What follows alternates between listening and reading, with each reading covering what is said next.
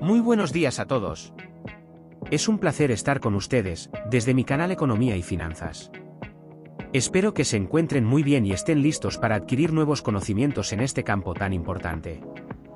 Les agradezco por acompañarme en este recorrido y espero que disfruten del contenido que he preparado para ustedes. Hoy hablaremos de cómo se determina la inflación en un país, y cómo protegernos de ella. Comencemos. La inflación de un país se determina mediante el seguimiento de los precios de los bienes y servicios en la economía durante un periodo de tiempo. La forma más común de medir la inflación es a través del índice de precios al consumidor, IPC, que mide los cambios en el precio de una cesta de bienes y servicios que representa los patrones de consumo de los hogares. El IPC se calcula comparando el precio actual de la cesta de bienes y servicios con el precio de la misma cesta en un momento anterior. La diferencia se expresa como un porcentaje, que representa la tasa de inflación. Si el precio de la cesta ha aumentado, entonces la tasa de inflación será positiva, y si ha disminuido, la tasa de inflación será negativa. Otros índices de precios que también pueden utilizarse para medir la inflación son el índice de precios al productor, IPP, que mide los cambios en los precios de los bienes y servicios a nivel de producción, y el índice de precios internos al por mayor, IPIM, que mide los cambios en los precios de los bienes y servicios vendidos al por mayor.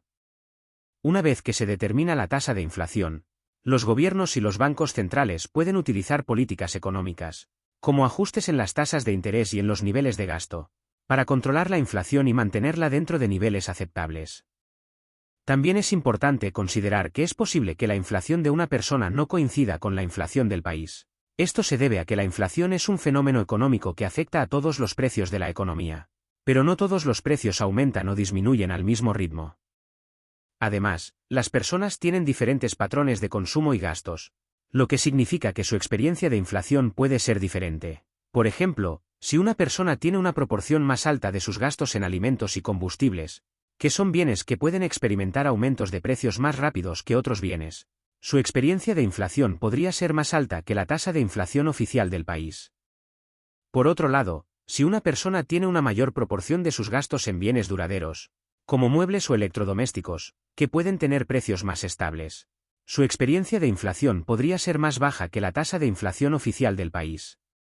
En general, la experiencia de inflación de una persona puede verse afectada por varios factores, incluyendo su patrón de consumo, la ubicación geográfica, el nivel de ingresos, el tipo de trabajo y otros factores individuales.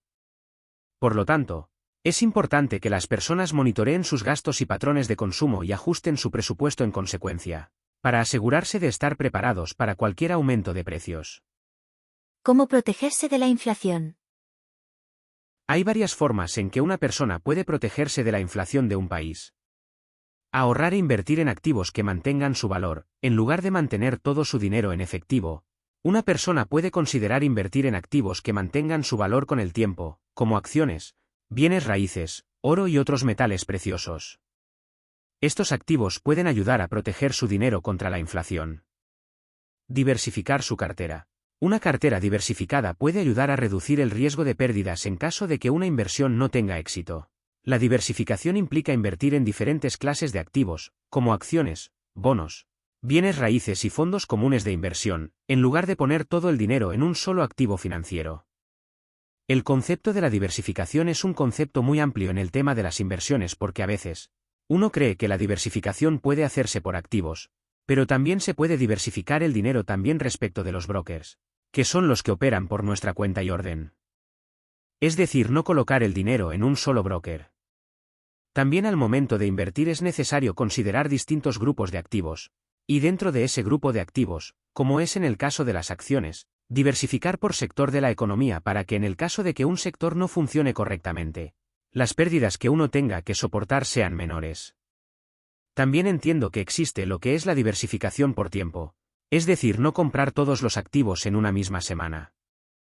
Se pueden ir repartiendo en distintas semanas y dentro de cada día en distintas horas, para poder contemplar los distintos fenómenos económicos que se producen en los distintos momentos. Considerar los bonos indexados a la inflación. Los bonos indexados a la inflación son valores del gobierno que se ajustan automáticamente por la inflación. Cuando los precios suben, el pago de los intereses también aumenta, lo que ayuda a proteger el valor del dinero invertido.